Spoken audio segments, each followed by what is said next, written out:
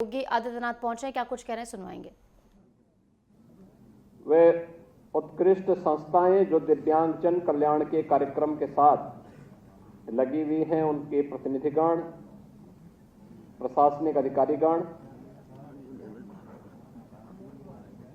और जिन्हें यहां सम्मानित किया गया, दिव्यांगजन सशक्तिकरण विभाग और विभिन्न संगठनों और संस्थाओं से जुड़े हुए हमारे सभी दिव्यांगजन और पिछड़ा वर्ग कल्याण विभाग से जुड़े हुए हमारे सभी छात्र छात्राएं और उपस्थित बहनों और भाइयों, मैं सबसे पहले आज विश्व दिव्यांग दिवस के अवसर पर आप सभी का राज्य शासन की ओर से हृदय से अभिनंदन करता हूं।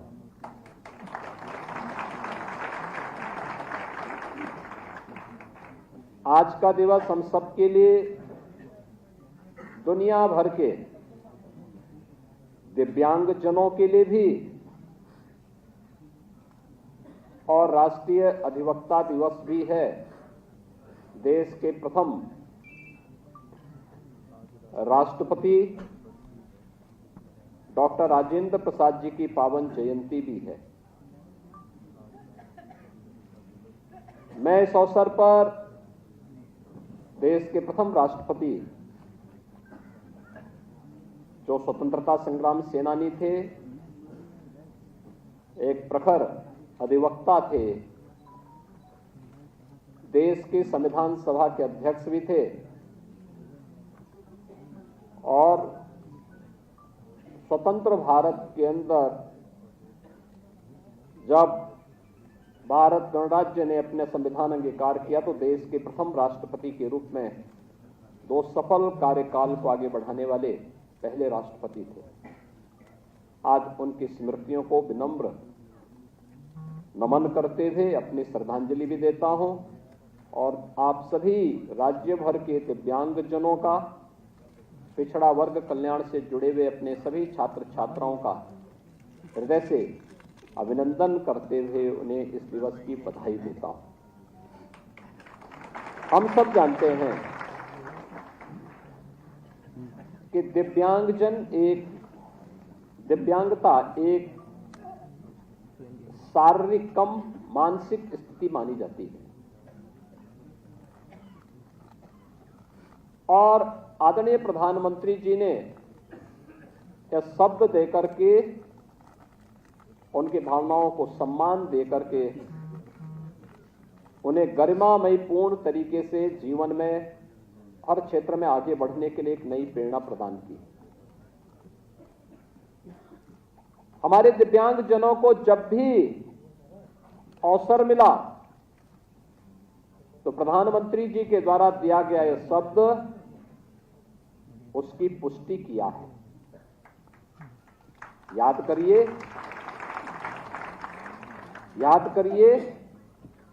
भारत के उपनिषदों के ज्ञाता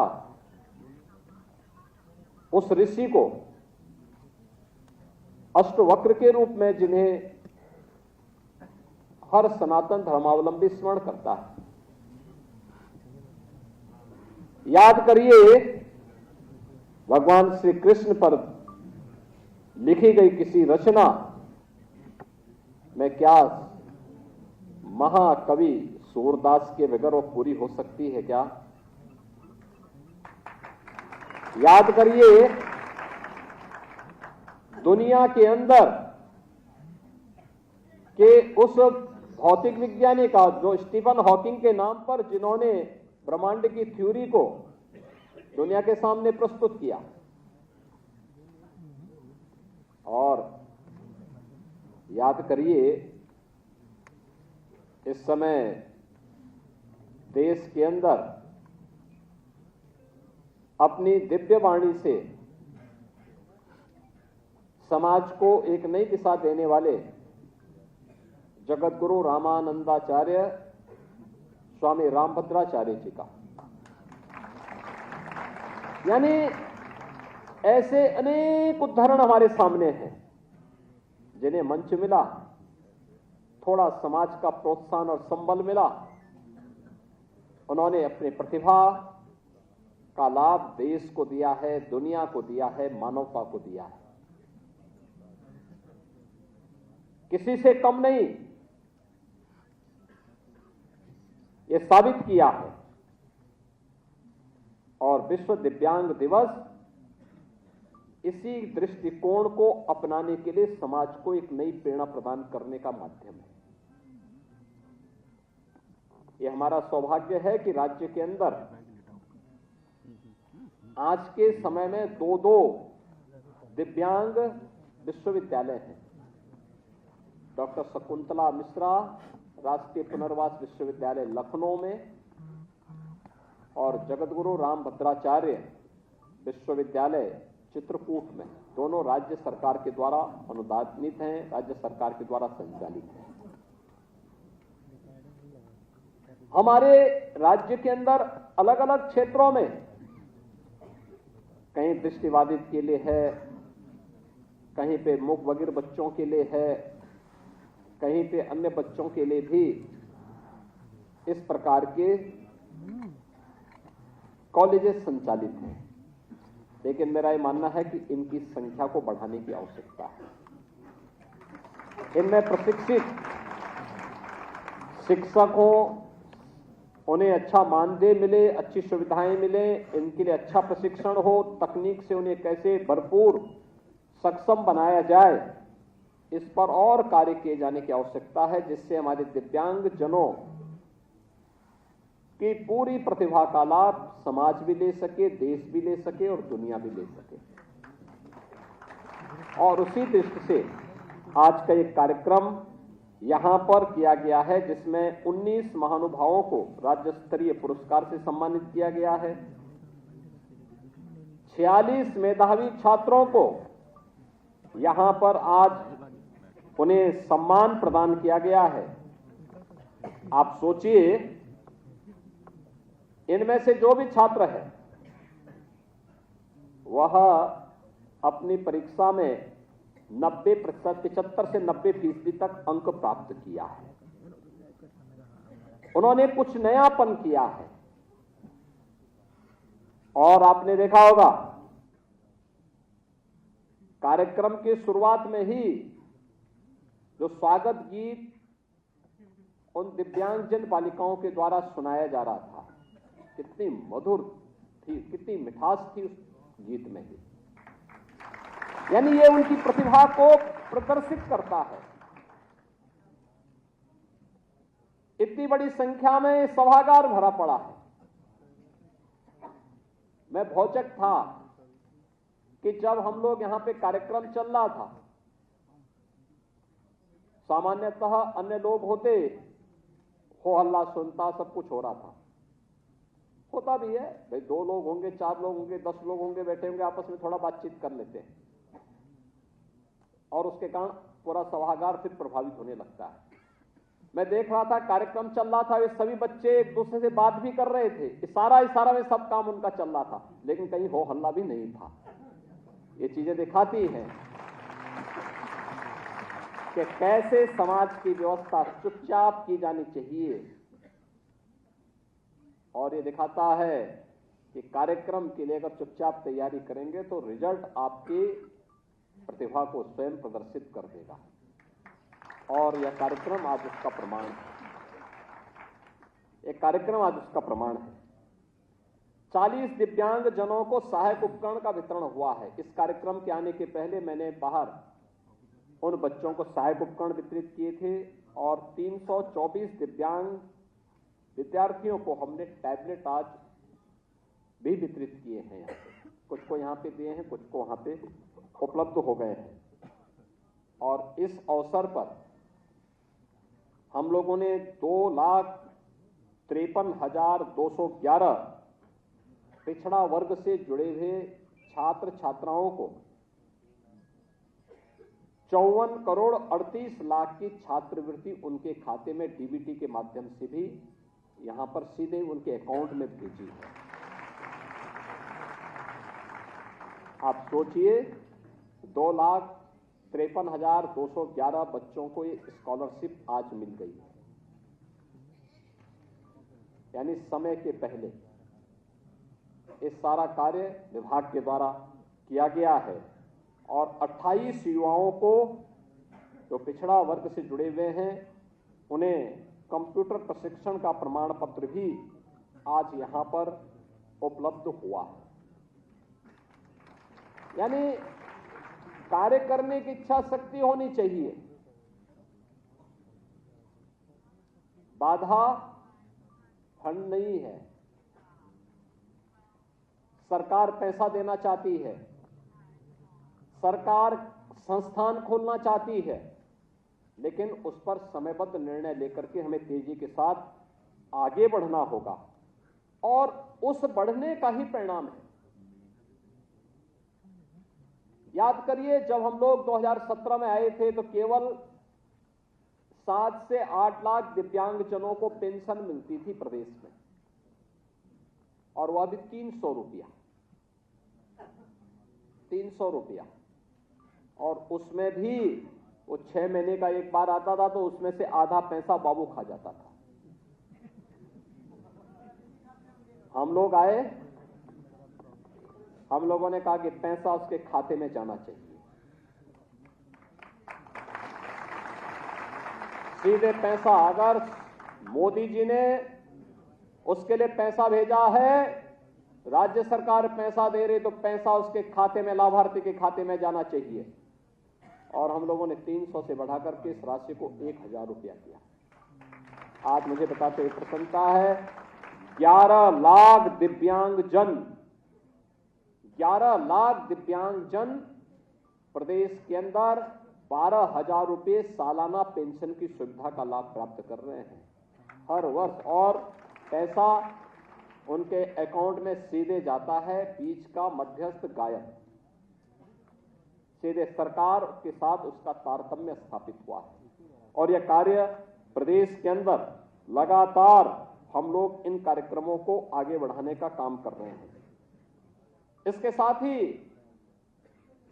कुष्ठावस्था पेंशन, हमारे पूर्व राज्यपाल श्री राम नाईक जी की प्रेरणा से हम लोगों ने 3000 रुपये महीना हर कुष्ठ पीड़ित व्यक्ति के परिवार को हम लोग ये राशि उपलब्ध करवाते हैं। और साथ साथ ये भी तय किया गया कि इन परिवारों को एक एक आवास मुख्यमंत्री आवास योजना या प्रधानमंत्री आवास योजना में देंगे। इस सिचुएशन के लक्ष्य को प्राप्त करने की दिशा में सरकार के द्वारा बढ़ाया गया कदम, और लगातार इस पर कार्य हो रहा है।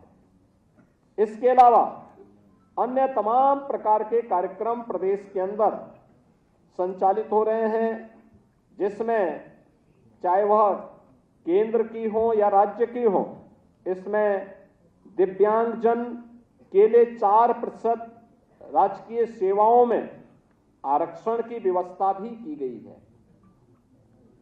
यानी उतने दिव्यांगजन जाएंगे। हमारे यहाँ तो आईएएस भी हैं, डीएस, तो यानी दिव्यांगजन आईएएस भी हैं। अलग अलग पदों पर हैं, शिक्षक तो हैं ही, समाज सेवा के अलग अलग क्षेत्रों में उनके द्वारा कार्य किया जा रहा है। हमारे वाराणसी से विधायक हैं श्री सौरभ श्रीवास्तव जी, इन्होंने मुझे रामचंद्र गुप्ता जी के बारे में बताया, कानपुर देहात के। कैसा वो व्यक्ति स्वावलंबन और आत्मनिर्भर, दिव्यांग होने के बावजूद स्वावलंबन और आत्मनिर्भर का ही न केवल वह एक मॉडल है, बल्कि उन्होंने स्वयं अपने माध्यम से उन बच्चों के लिए एक बड़ा केंद्र संचालन के माध्यम से भी ये साबित किया है कि अगर इच्छा शक्ति होगी तो बड़े से बड़े कार्य किए जा सकते हैं। यानी ये सब किया जा सकता है, और वह उन्होंने करके दिखाया है। वह कार्य लगातार हो रहा है। इसके साथ ही प्रदेश सरकार ने अन्य तमाम क्षेत्रों में उन लोगों के लिए भी कार्य प्रारंभ किए हैं, जिसके माध्यम से हम लोग इस समय उन कार्यक्रमों को आगे बढ़ा रहे हैं। दिव्यांगजनों के लिए हम लोगों ने कृत्रिम अंग उपकरण वितरण के भी कार्यक्रम चाहे वह मोटराइज्ड ट्राईसाइकिल हो, व्हील चेयर हो, या फिर हेयर स्टिक हो, हेयर एड हो, स्मार्ट स्टिक हो, या फिर जो हमारे मूक बधिर बच्चे हैं उनके कॉन्क्लियर ट्रांस इम्प्लांट के लिए, सर्जरी के लिए 6 लाख रुपए का अनुदान देने का हो, ये सब हम लोग यहां से उपलब्ध करवाने का काम कर रहे हैं। सभी सरकारी भवनों के साथ साथ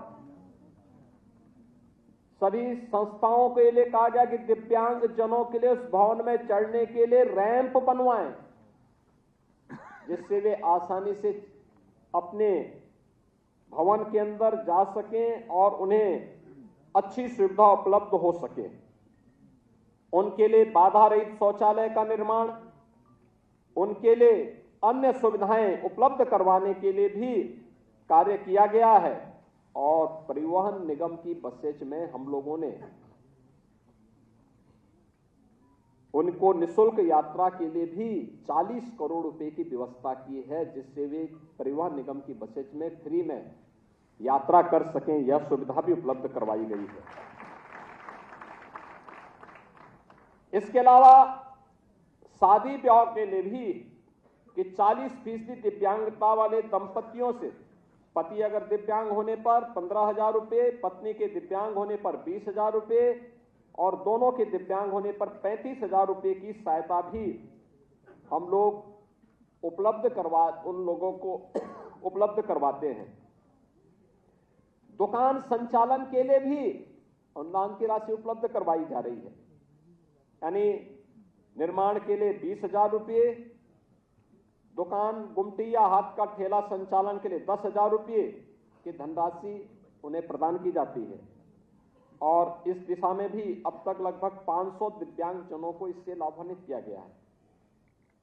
इसके साथ ही विभिन्न प्रकार की सर्जरी के लिए जो 8,000 रुपये की राशि थी उसको 10,000 रुपये, कॉन्क्लियर इम्प्लांट के लिए भी 6 लाख रुपए तक की राशि दी गई है।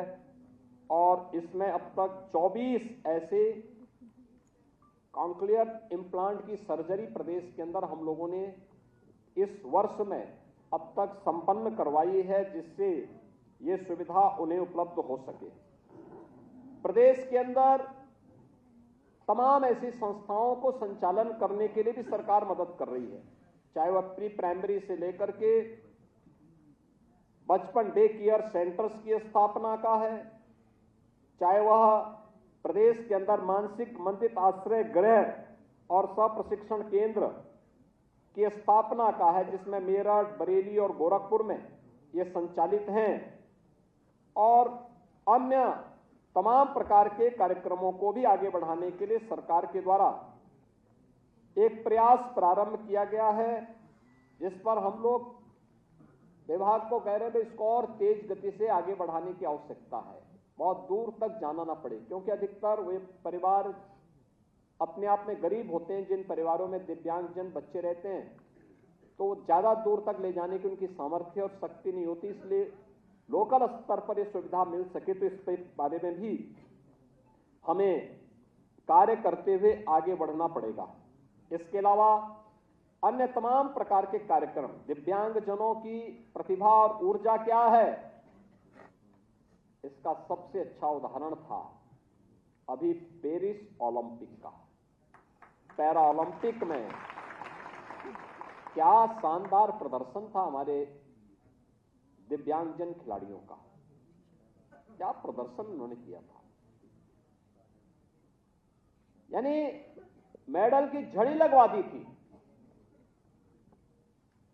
ये दिखा था कि थोड़ा भी उन्हें अवसर मिले तो कोई क्षेत्र ऐसा नहीं जहां पर वे अपनी प्रतिभा का लोहा नहीं मना सकते। और इसलिए इस अवसर पर सरकार ने दिव्यांगजनों के लिए तमाम प्रकार की व्यवस्था की है, ई ऑफिस की व्यवस्था की है, उन्हें ई लर्निंग रिसोर्स सेंटर उन विद्यालयों में स्थापित करने की कार्रवाई भी की है, ऑनलाइन बजट मॉनिटरिंग की भी व्यवस्था की है और भी अन्य तमाम प्रकार की सुविधाएं उन्हें देने के लिए सरकार पूरी प्रतिबद्धता के साथ कार्य कर रही है।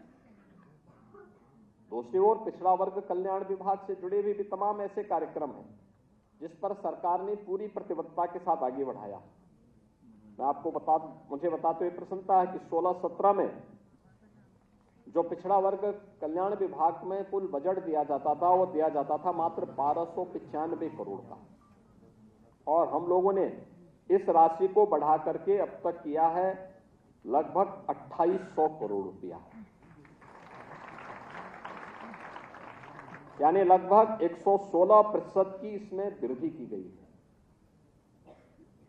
जिससे अधिक से अधिक पिछड़ा वर्ग से जुड़े हुए लोगों को इसका लाभ दिया जा सके।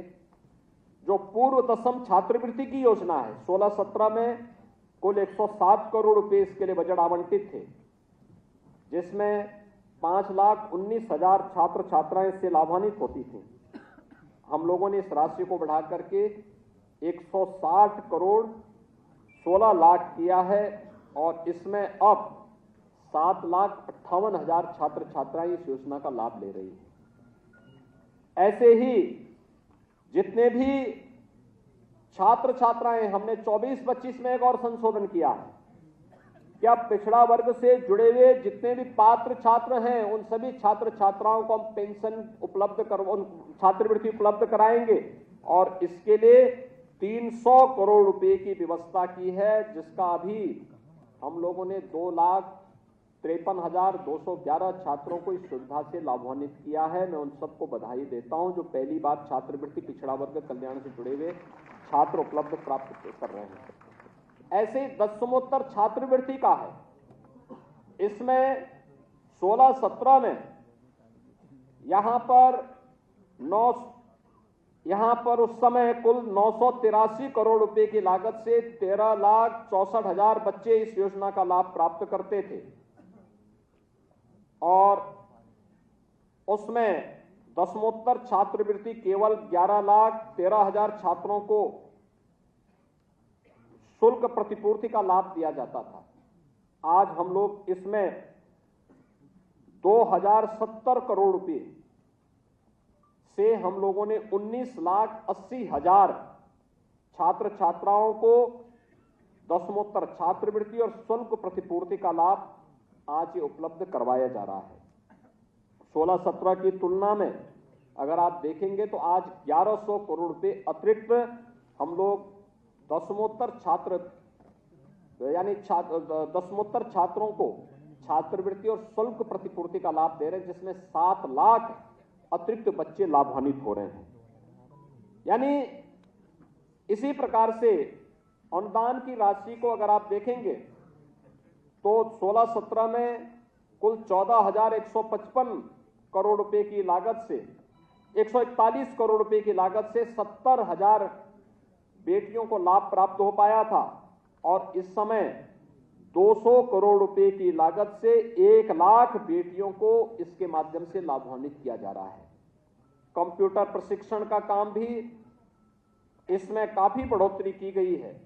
हर स्तर पर, चाहे वह दिव्यांगजन कल्याण विभाग हो, चाहे वह पिछड़ा वर्ग विभाग हो, इन सब के माध्यम से समाज के हर तबके के लिए सरकार कार्य कर रही है, और सरकार की दृष्टि से इन सब के लिए हम लोग सबके साथ पहुंच करके प्रधानमंत्री मोदी जी के उस विजन को, जिन्होंने सबका साथ और सबके विकास के भाव के साथ कहा था, जो मंत्र दिया है, उसको अंगीकार करते हुए हम आगे बढ़ रहे हैं।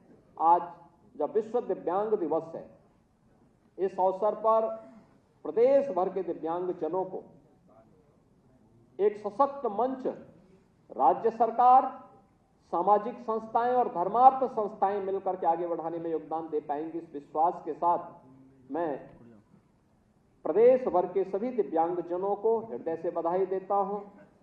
इनके कल्याण के लिए करने वाले सभी संस्थाओं, संगठनों और कार्मिकों का मैं अभिनंदन करते हुए जिन्हें आज सम्मानित किया गया उन्हें बधाई देता हूं, और सभी छात्र छात्राएं हो या संस्थाएं, वे निरंतर इस दिशा में प्रयास करके हुए इन दिव्यांगजनों की प्रतिभा का लाभ देश और समाज को दिलाने में अपना योगदान देंगे। इस विश्वास के साथ आप सबके प्रति मैं अपनी शुभकामनाएं देता हूं। धन्यवाद। जय हिंद।